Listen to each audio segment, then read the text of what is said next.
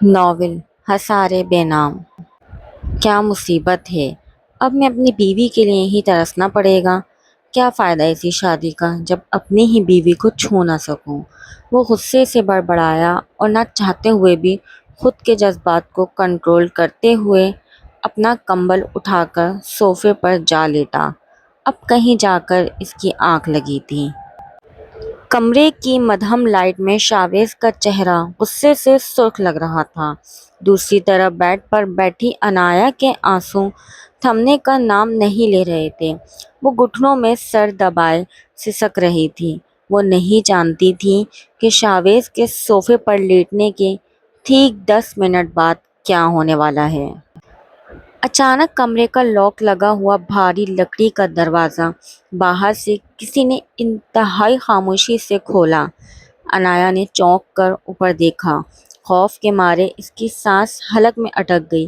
ایک سیاہ سایہ دار وجود دبے قدموں شاویز کی طرف بڑھ رہا تھا اور اس کے ہاتھ میں ایک چمکتا ہوا تیز دھار خنجر تھا۔ عنایا نے چیخنے کے لیے منہ کھولا ہی تھا کہ اس پر اسرار وجود نے خنجر ہوا میں لہرایا اور زندگی ہمیشہ ویسی نہیں ہوتی جیسی ہم سوچتے ہیں، اور عنایا کے لیے تو بالکل بھی نہیں تھی۔ لاہور کی تپتی دوپہر میں وہ اپنے پرانے خستہ حال گھر کے صحن میں بیٹھی کپڑے سی رہی تھی جب اس کے تایا ابو رحمان صاحب طوفان کی طرح اندر داخل ہوئے۔ ان کے چہرے پر ہوائیاں اڑ رہی تھیں۔ عنایا جلدی اندر آؤ، ایک بہت بڑا فیصلہ ہو گیا ہے۔ رحمان صاحب کی اکھڑی اکھڑی سانسیں بتا رہی تھیں کہ معاملہ سنگین ہے۔ عنایا نے ڈرتے ڈرتے سوئی دھاگے سائڈ پر رکھا اور کھڑی ہو گئی۔ کیا ہوا تایا ابا، آپ خیریت سے تو ہیں؟ خیریت اب اسی میں ہے کہ تم شاویز سکندر سے شادی کے لیے ہاں کر دو۔ کل تمہارا نکاح ہے۔ رحمان صاحب نے گویا بم پھوڑا تھا۔ عنایا کے ہاتھ سے دوپٹہ چھوٹ گیا۔ شاویز سکندر، وہ شخص جس کے نام سے ہی پورے علاقے کے لوگ کانپتے تھے، وہ بزنس ٹائکون جس کی دشمنیاں اور غصہ مشہور تھا۔ شاویز کے خاندان اور عنایا کے خاندان کے بیچ برسوں پرانی زمینی دشمنی چلی آ رہی تھی جس میں کئی جانیں جا چکی تھیں۔ لیکن تایا ابا، وہ تو ہمارے دشمن ہیں اور وہ مجھ سے شادی کیوں کریں گے؟ عنایا کی آواز کانپ رہی تھی۔ یہ شادی کوئی محبت کا کھیل نہیں ہے عنایا، یہ ایک معاہدہ ہے، ایک صلح ہے جو دونوں خاندانوں کے بزرگوں نے مل کر طے کی ہے تاکہ یہ خون خرابہ بند ہو سکے۔ اگر تم نے انکار کیا تو شاویز کے لوگ تمہارے بھائی کو زندہ نہیں چھوڑیں گے۔ تایا ابا نے بے بسی سے سر جھکا لیا۔ اپنے اکلوتے چھوٹے بھائی کی جان بچانے کے لیے عنایا کے پاس ہاں کہنے کے علاوہ کوئی راستہ نہیں تھا۔ دوسری طرف سکندر ہاؤس کے پروقار بالکنی میں کھڑا شاویز اپنے ہاتھ میں پکڑے سگریٹ کا دھواں ہوا میں اڑا رہا تھا۔ اس کی گہری بلیک آنکھوں میں ایک عجیب سا سکون تھا، لیکن چہرے پر وہی روایتی سختی۔ اس کا دوست عاصم اس کے پاس آیا۔ شاویز، تم واقعی اس دشمن کی بیٹی سے شادی کر رہے ہو؟ تم تو کسی کے دباؤ میں نہیں آتے، پھر یہ صلح نامہ کیوں؟ شاویز کے لبوں پر ایک مہم سی مسکراہٹ ابھری۔ اس نے سگریٹ کی راکھ جھاڑی اور گہری آواز میں بولا، لوگ سمجھتے ہیں یہ صلح ہے عاصم، لیکن عنایا کو اس گھر میں لا کر میں ان لوگوں کو وہ زخم دوں گا جو وہ کبھی بھول نہیں پائیں گے۔ وہ میری قید میں ہوگی اور اس کی ہر سسکتی سانس ان کے لیے سزا ہوگی۔ وہ جھوٹ بول رہا تھا۔ وہ عاصم کو کبھی نہیں بتا سکتا تھا کہ اس سنگ دل اور مغرور شاویز کے دل میں عنایا کا عکس تب سے چھپا تھا جب اس نے اسے پہلی بار کالج کے باہر دیکھا تھا۔ لیکن خاندانی نفرتوں کے اس بوجھ تلے وہ اپنی محبت کا اعتراف کبھی نہیں کر سکتا تھا۔ اس نے اپنی محبت پر بدلے کا نقاب چڑھ لیا تھا۔ اگلے ہی دن انتہائی سادگی سے دونوں کا نکاح ہو گیا۔ رخصتی کے وقت عنایا کا ہاتھ جب شاویز کے مضبوط ہاتھ میں دیا گیا تو اس کی سردی سی جمتی انگلیوں کو شاویز کی تپش نے جلا کر رکھ دیا۔ شاویز اسے اپنے عالیشان محل نما گھر میں لے آیا۔ کمرے کے دروازے بند ہوتے ہی عنایا ایک کونے میں سہم کر کھڑی ہو گئی۔ شاویز نے اپنی شیروانی کا بٹن کھولا، اس کے قریب آیا اور اس کی ٹھوڑی کو اپنی انگلیوں کے حصار میں لے کر اس کا چہرہ اوپر اٹھایا۔ انایا کی جھیل جیسی آنکھوں میں صرف خوف تھا۔ تو Mrs Shaviz Sikandar, welcome to hell. یاد رکھنا، تم یہاں صرف ایک صلح کی نشانی بن کر آئی ہو، میری بیوی بننے کا خواب مت دیکھنا، شاویز نے سرد لہجے میں کہا، حالانکہ اس کا اپنا دل انایا کے اتنے قریب ہونے پر تیزی سے دھڑک رہا تھا۔ انایا نے تڑپ کر اپنا چہرہ چھڑا لیا۔ میں یہاں صرف اپنے بھائی کی زندگی کی بھیک مانگنے آئی ہوں شاویز صاحب، مجھے آپ سے یا آپ کی دولت سے کوئی غرض نہیں ہے۔ یہ بات شاویز کی مردانہ انا کو چبھ گئی، غصے کی ایک لہر اس کے اندر دوڑ گئی۔ اچھا تو پھر ٹھیک ہے، وہ غصے سے بڑبڑایا اور نہ چاہتے ہوئے بھی خود کے جذبات کو کنٹرول کرتے ہوئے اپنا کمبل اٹھا کر صوفے پر جا لیٹا۔ اب کہیں جا کر اس کی آنکھ لگی تھی۔ پہلی رات کے اس ہولناک واقعے کے بعد، جس کا انجام ابھی پردہ راز میں تھا، وقت کے پہیے نے اپنی رفتار پکڑ لی تھی۔ شاویز اور انایا کی زندگی بظاہر پرسکون لیکن اندر سے ایک سلگتا ہوا لاوا بن چکی تھی۔ شادی کو 2 ہفتے گزر چکے تھے۔ شاویز کا رویہ انایا کے ساتھ انتہائی سرد اور تلخ رہتا، لیکن وہ خود بھی نہیں جانتا تھا کہ وہ جتنا انایا سے دور بھاگنے کی کوشش کرتا، انایا کی معصومیت اسے اتنا ہی اپنے سحر میں جکڑ لیتی۔ صبح کا وقت تھا، دھوپ ڈائننگ ٹیبل پر بکھری ہوئی تھی۔ شاویز بلیک سوٹ میں ملبوس، اخبار ہاتھ میں لیے چائے کا گھونٹ بھر رہا تھا۔ انایا خاموشی سے جھکی نظروں کے ساتھ اسے ناشتہ سرو کر رہی تھی۔ اس نے جیسے ہی پراٹھا شاویز کی پلیٹ میں رکھنا چاہا، اس کی چوڑیاں آپس میں ٹکرائیں اور ایک ہلکی سی چھنکار گونجی۔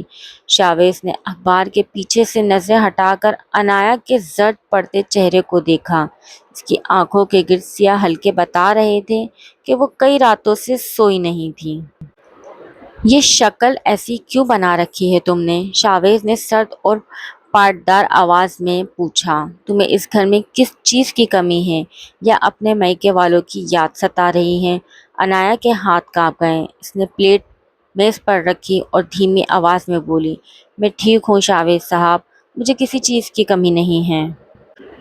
تو پھر یہ مرجھایا ہوا چہرہ لے کر میرے سامنے مت آیا کرو، مجھے زبردستی کی مظلومیت سے نفرت ہے، شاویز نے تلخی سے کہا، حالانکہ دل ہی دل میں اس کا جی چاہ کہ وہ انایا کا ہاتھ تھام کر اس سے پوچھے کہ وہ کیوں اتنی اداس ہے، لیکن اس کی مردانہ انا اور خاندانی دشمنی کا بوجھ اس کے آڑے آ گیا۔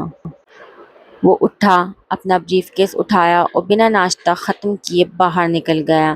انایا نے اس کی جاتی ہوئی پیٹھ کو دیکھا اور ایک گہرا سانس لے کر وہیں کرسی پر بیٹھ گئی۔ اس کی زندگی ایک ایسے پنجرے میں قید ہو چکی تھی جہاں کا مالک سندل بھی تھا اور پر اسرار بھی۔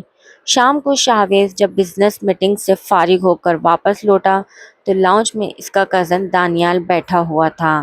دانیال شاویز کا چچا زاد بھائی تھا، لیکن وہ اندر ہی اندر شاویز کی دولت اور طاقت سے حسد کرتا تھا۔ ارے شاویز، آ گئے بھائی، دانیال نے مکارانہ مسکراہٹ کے ساتھ کہا۔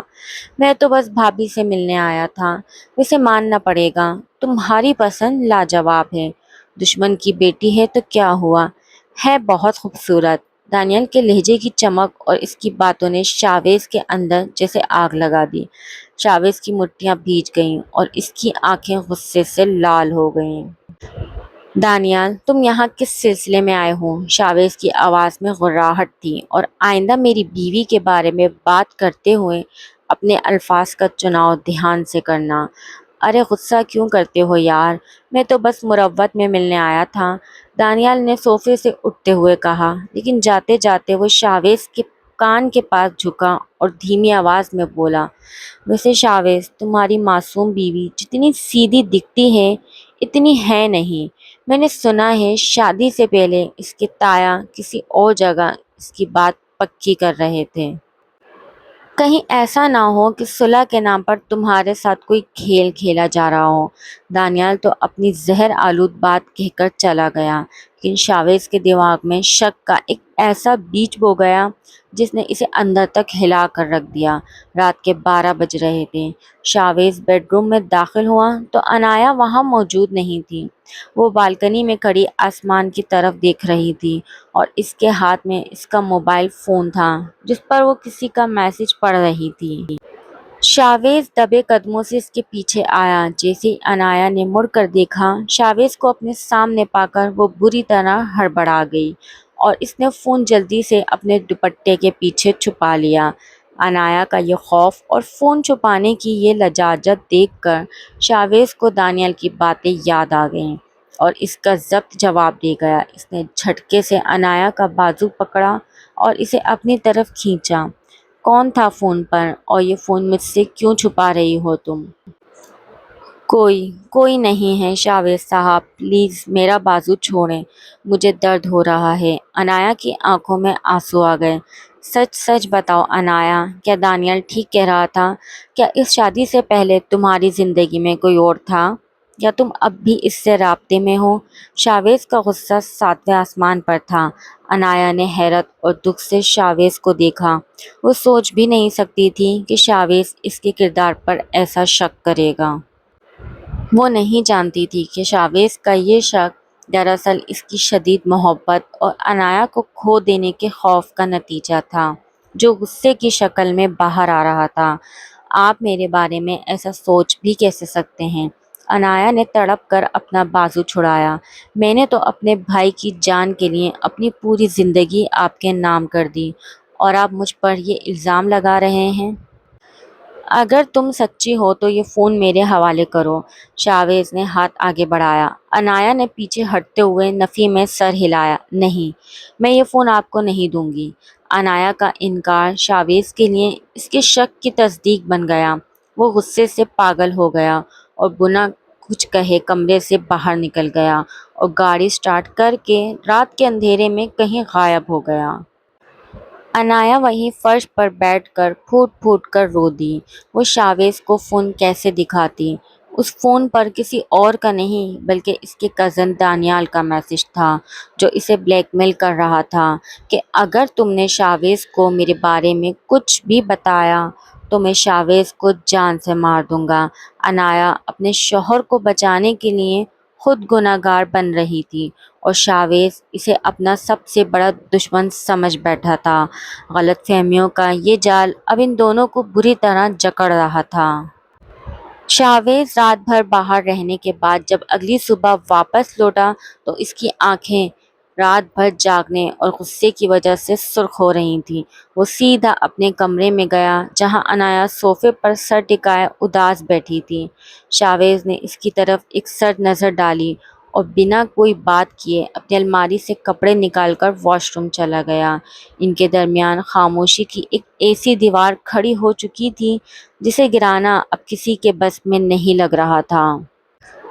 انایا چاہ کر بھی دانیال کی حقیقت شاویز کو نہیں بتا پا رہی تھی کیونکہ دانیال کا خوف اس کے اعصاب پر سوار تھا۔ دوپہر کے وقت شاویز لاؤنج میں بیٹھا اپنی کچھ فائلیں دیکھ رہا تھا جب اس کی والدہ بیگم ثریا وہاں آئیں۔ وہ ایک سمجھدار اور نیک دل خاتون تھیں جنہوں نے ہمیشہ اس شادی کی حمایت کی تھی تاکہ دونوں خاندانوں میں امن قائم ہو سکے۔ شاویز بیٹا، میں کچھ دنوں سے دیکھ رہی ہوں تم اور انایا ایک دوسرے سے کھچے کھچے رہتے ہو، کیا بات ہے؟ بیگم ثریا نے محبت سے اس کے سر پر ہاتھ رکھتے ہوئے پوچھا۔ شاویز نے فائل بند کی اور گہرا سانس لیا۔ کچھ نہیں امی، بس آفس کے کاموں کی وجہ سے تھکا ہوا ہوتا ہوں۔ کام اپنی جگہ بیٹا، لیکن انایا اب تمہاری عزت ہے۔ وہ اس گھر میں سب کچھ چھوڑ کر آئی ہے۔ دشمنی کی آگ کو بجھانے کے لیے محبت کا پانی ڈالنا پڑتا ہے، غصے کا پیٹرول نہیں، بیگم ثریا نے اسے سمجھایا۔ شاویز نے کوئی جواب نہیں دیا لیکن اس کی ماں کی باتوں نے اسے سوچنے پر مجبور کر دیا۔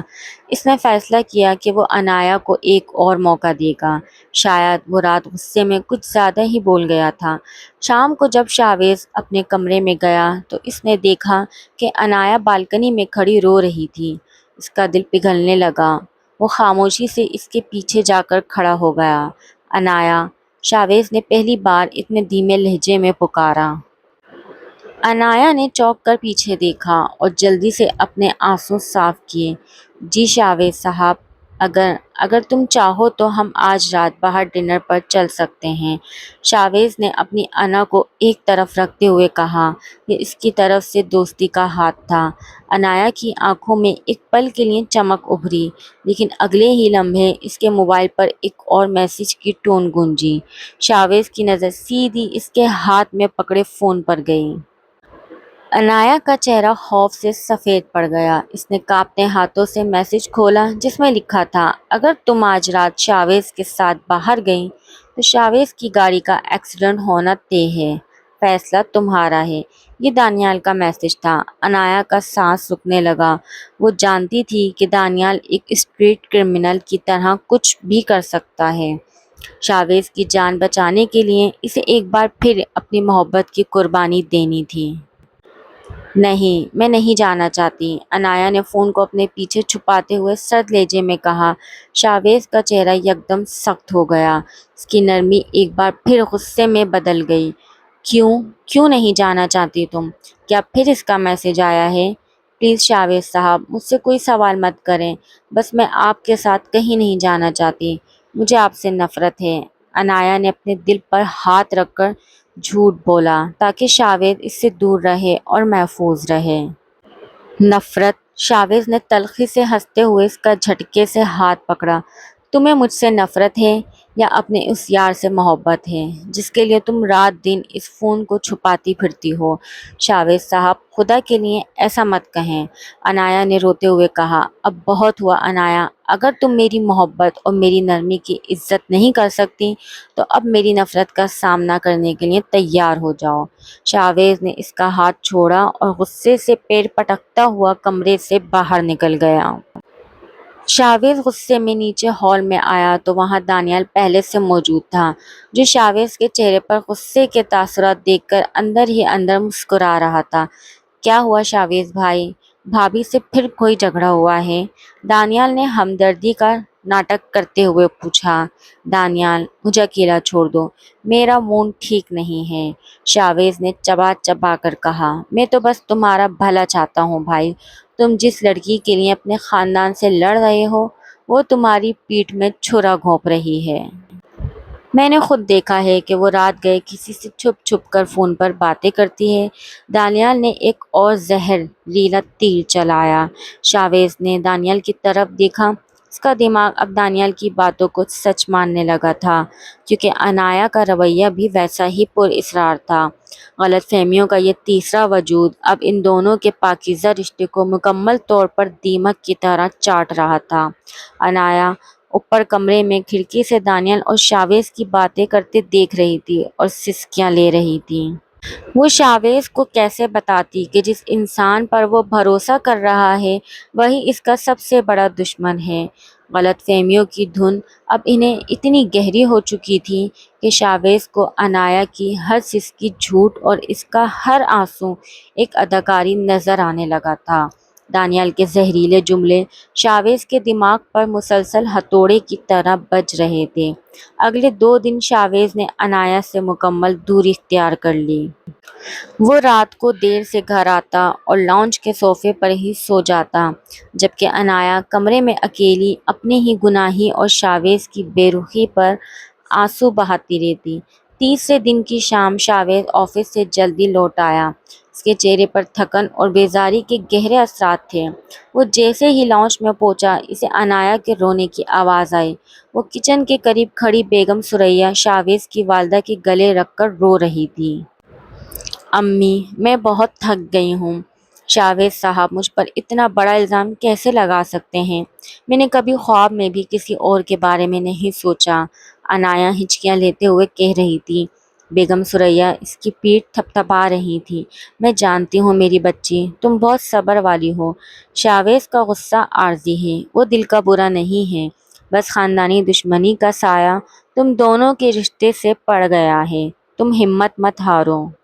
شاویز نے دور کھڑے ہو کر یہ منظر دیکھا۔ ایک پل کے لیے اس کا دل پگھلا، لیکن تبھی اس کے موبائل پر عاصم، اس کے دوست کا فون آ گیا۔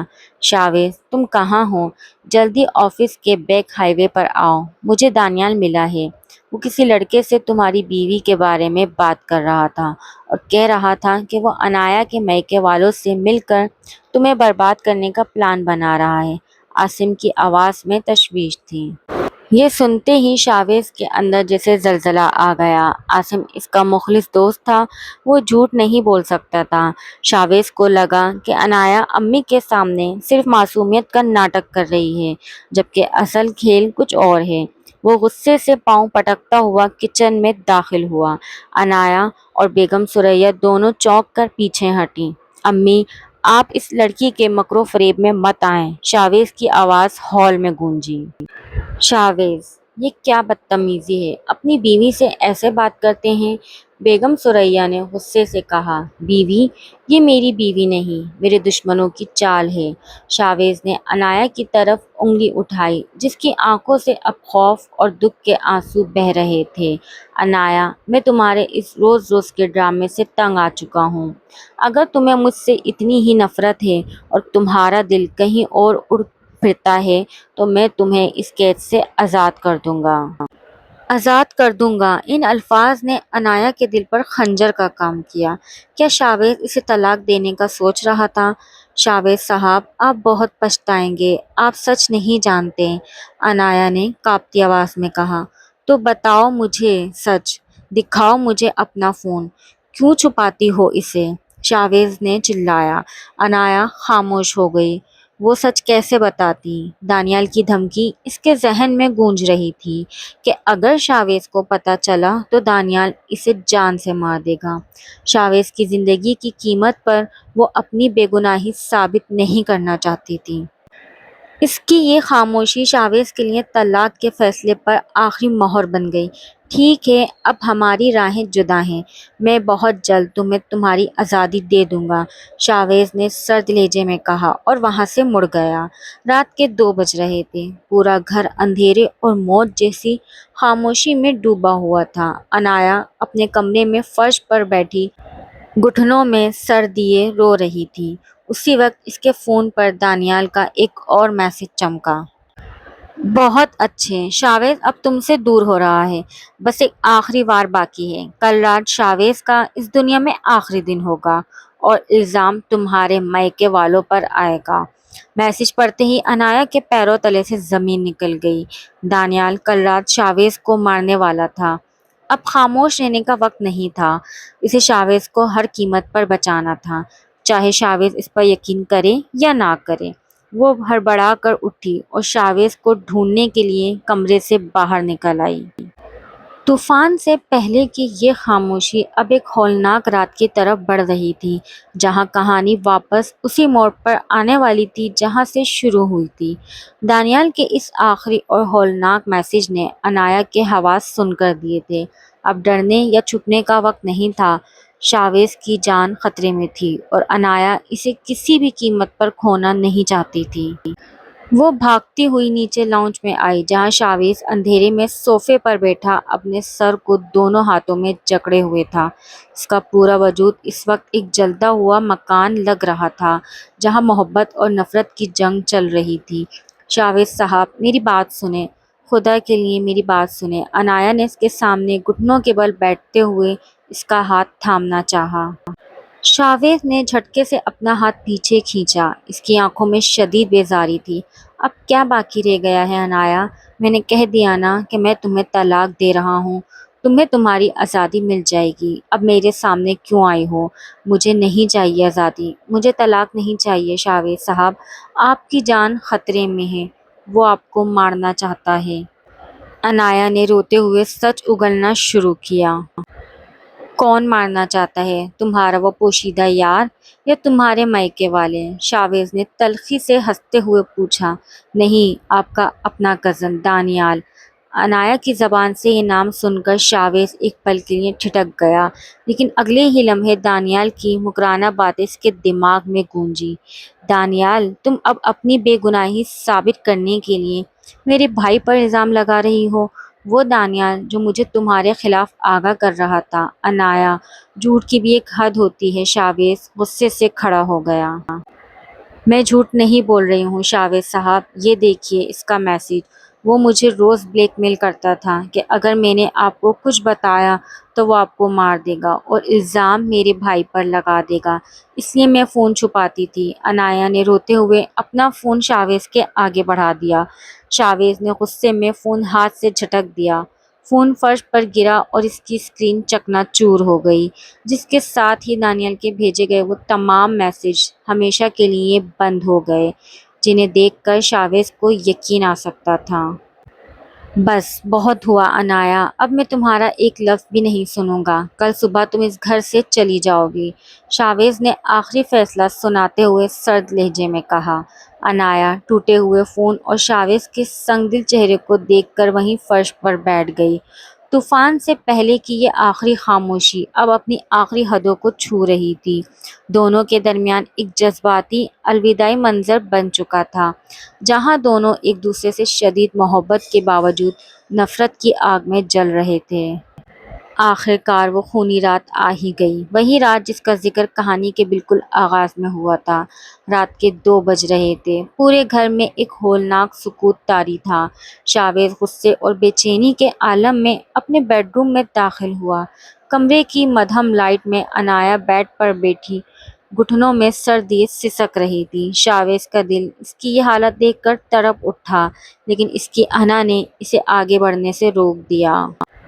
کیا مصیبت ہے، اب اپنی بیوی کے لیے ہی ترسنا پڑے گا، کیا فائدہ اس کی شادی کا جب اپنی ہی بیوی کو چھو نہ سکوں۔ وہ غصے سے زور سے بڑبڑایا اور نہ چاہتے ہوئے بھی خود کے جذبات کو کنٹرول کرتے ہوئے اپنا کمبل اٹھا کر صوفے پر جا لیٹا۔ اب کہیں جا کر اس کی آنکھ لگی تھی۔ وہ بالکل نہیں جانتا تھا کہ یہ اس کی زندگی کی آخری رات بھی ہو سکتی ہے۔ شاویز کے صوفے پر لیٹنے کے ٹھیک 10 منٹ بعد کمرے کا لاک لگا ہوا بھاری لکڑی کا دروازہ باہر سے کسی نے انتہائی خاموشی سے کھولا۔ انایا نے چونک کر اوپر دیکھا، خوف کے مارے اس کا سانس حلق میں اٹک گیا۔ ایک سیاہ سایہ دار وجود دبے قدموں شاویز کی طرف بڑھ رہا تھا اور اس کے ہاتھ میں ایک چمکتا ہوا تیز دھار خنجر تھا۔ وہ وجود کوئی اور نہیں بلکہ دانیال تھا، جو شاویز کو نیند میں ہی ختم کر کے سب کچھ اپنے نام کرنا چاہتا تھا۔ انایا نے چیخنے کے لیے منہ کھولا ہی تھا کہ دانیال نے خنجر ہوا میں لہرایا اور شاویز کے سینے پر وار کرنے کے لیے آگے بڑھا۔ انایا کے پاس چیخنے یا شاویز کو جگانے کا وقت نہیں تھا۔ اگر وہ ذرا بھی ہچکچاتی تو شاویز کی جان چلی جاتی۔ اپنی جان کی پرواہ کیے بغیر انایا بیڈ سے اچھلی اور بجلی کی تیزی سے شاویز کے اوپر آ گئی۔